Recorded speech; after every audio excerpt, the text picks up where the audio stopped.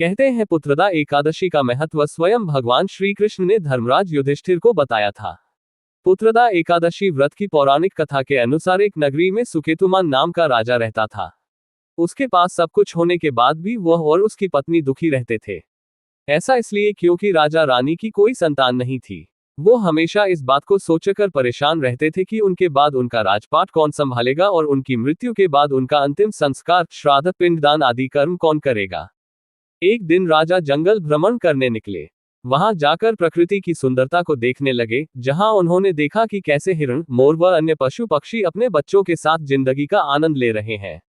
ये देखकर उनका मन पक्षी अपने बच्चों के साथ जिंदगी का आनंद ले रहे हैं। ये देखकर उनका मन विचलित होने लगा। वह सोचने लगा कि इतने पुण्य कर्मों के बाद भी मेरी कोई संतान नहीं है। तभी राजा को प्यास लगी और वह जल की तलाश में जंगल में भटकने लगा। वहां उनकी नजर एक नदी के किनारे बने ऋषि मुनियों के आश्रम पर पड़ी। राजा ने वहां जाकर सभी ऋषियों को दंडवत प्रणाम किया। राजा का सरल स्वभाव देख सभी ऋषि अत्यधिक प्रसन्न हुए और उन्होंने राजा से वरदान मांगने को कहा।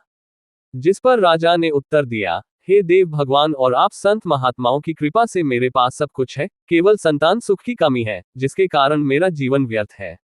ये सुन ऋषि बोले, राजन, आज पुत्रदा एकादशी है और आप पूरी निष्ठा से इस एकादशी का व्रत करें। इस व्रत के पुण्य प्रभाव से आपको पुत्र की प्राप्ति जरूर होगी। ऋषि की बात सुनकर राजा ने उस व्रत का पालन किया और द्वादशी के दिन व्रत पारण किया।